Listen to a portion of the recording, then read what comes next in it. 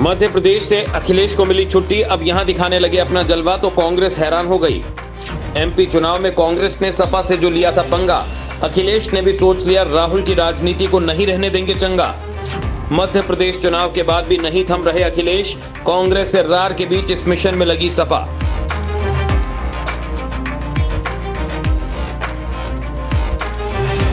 UP विधानसभा चुनाव में मिली सीख के बाद अखिलेश यादव अपने पिता मुलायम सिंह यादव के पदचिन्हों पर चलते नजर आ रहे हैं। एक ओर वो बीजेपी को लेकर लगातार आक्रामक हैं, तो वहीं दूसरी ओर कांग्रेस जैसे राष्ट्रीय दल के सामने अपने क्षेत्रीय दल समाजवादी पार्टी को कहीं से भी झुकने नहीं देना चाहते हैं। यही कारण है कि अखिलेश यादव की मध्य प्रदेश विधानसभा चुनाव में लगातार चुनावी रैलियां, प्रचार और अब पार्टी विस्तार की कवायद के बाद पार्टी के कई नेता सपा प्रमुख को पीएम उम्मीदवार के तौर पर खुलकर बयान दे रहे हैं। मध्य प्रदेश चुनाव के बाद अब अखिलेश यादव हरियाणा में भी जमीन तलाश में जुट गए हैं। यूपी के बाहर सपा के विस्तार के लिए अखिलेश की नजरें अब एमपी के बाद हरियाणा पर हैं, जिसकी वजह से पड़ोसी राज्य में पार्टी की जमीन बनाने के लिए उन्होंने साथी की तलाश शुरू कर दी है। अखिलेश यादव ने हाल ही में बनी हरियाणा जनसेवक पार्टी की ओर से जींद में आयोजित रैली में गुजरात के पूर्व मुख्यमंत्री शंकर सिंह वाघेला के साथ शामिल हुए। वाघेला के साथ अखिलेश की यूपी विधानसभा चुनाव के दौरान और बाद में हुई मुलाकातें लगातार राजनीतिक गलियारों में चर्चा का विषय बनी रही हैं। जींद को हरियाणा की राजनीतिक राजधानी कहा जाता है, क्योंकि वहां से अधिकतर बड़े शहरों ने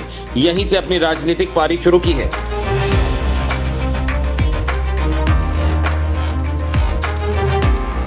उन्नीस नवंबर महम से निर्दलीय विधायक बलराज कुंडू ने जींद में जनसेवा संपर्क रैली की। बलराम कुंडू पहले बीजेपी सरकार के साथ थे, लेकिन 2020 में उन्होंने अपना समर्थन वापस ले लिया था। इसके बाद उन्होंने हरियाणा में जनसेवक पार्टी बनाई। रविवार को उनकी पार्टी की पहली रैली थी, जिसमें उन्होंने वाघेला के साथ साथ अखिलेश यादव को भी न्योता भेजा। वहीं आंकड़ों की बात करें तो यूपी की सत्ता में समाजवादी पार्टी यूं तो 3 बार बैठ चुकी है, लेकिन हरियाणा की जमीन राजनीतिक तौर पर सपा के लिए बंजर ही रही है। 1996 से अब तक हुए 6 विधानसभा चुनाव में पार्टी ने वहां उम्मीदवार उतारे, लेकिन सिर्फ एक बार एक उम्मीदवार ही जमानत बचा पाया।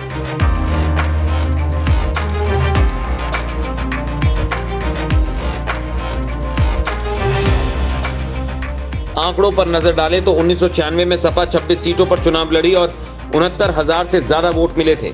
25 प्रत्याशियों की जमानत जब्त हो गई थी। साल 2000 में सपा 19 सीटों पर लड़ी और करीब 16,000 वोट पाए। 2005 में कुल 21 उम्मीदवारों के खाते में सिर्फ 42,000 वोट हैं। 2009 में सपा के सभी 24 उम्मीदवारों की जमानत जब्त हुई और 15,000 वोट ही मिल पाए।